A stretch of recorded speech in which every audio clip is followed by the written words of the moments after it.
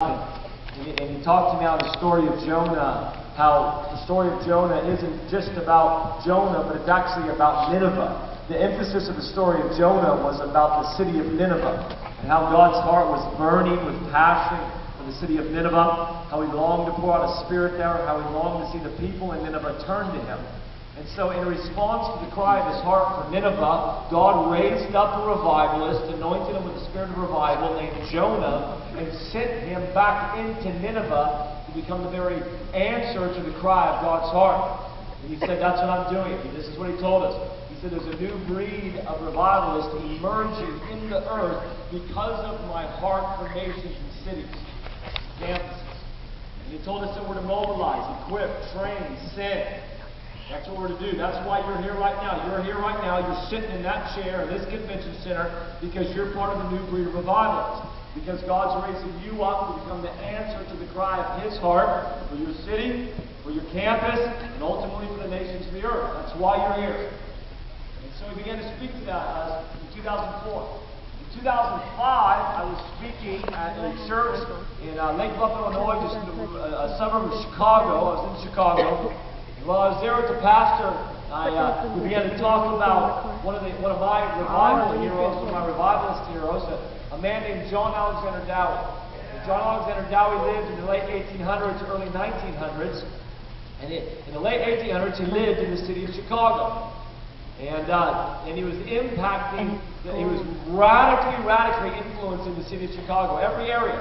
Education and family and religion and politics and business. He was influencing the city of Chicago. But in 1900, Dowie left Chicago and he moved north just a little bit and he planted a city called Zion. It's still there to this day, Zion, Illinois. He planted a city called Zion. And so I asked the pastor, I said, Dowie being one of my heroes, I said, hey, is there a way that we could go visit Zion? I would love just to go and see something that Dowie did, or just go hang out up there. The pastor said, yeah, absolutely. He said, in fact, I have a friend who works for the Zion Historical Society, and Dowie's house is still there, and they own it. He said, I can get you a private tour of Dowie's house. So I said, that'd be awesome. So Sunday afternoon comes around, it's me and my wife and my son, and we drive out with some of the people from the church, and when we get to Zion, Sunday afternoon, go up. When we get to Dowie's house, it's a big 3-story kind of brick house. We walk up to the back door, and we knock on the back door. When we knock on the back door, the lights flicker, and all the power in the entire city goes out. And we kind of noticed that. We thought that's kind of weird, but the lady that was supposed to let us in wasn't there, so we drove around the city for a little bit. And when we got back to the house, she was there, and the power all over the city out. The gas stations and all over it was out.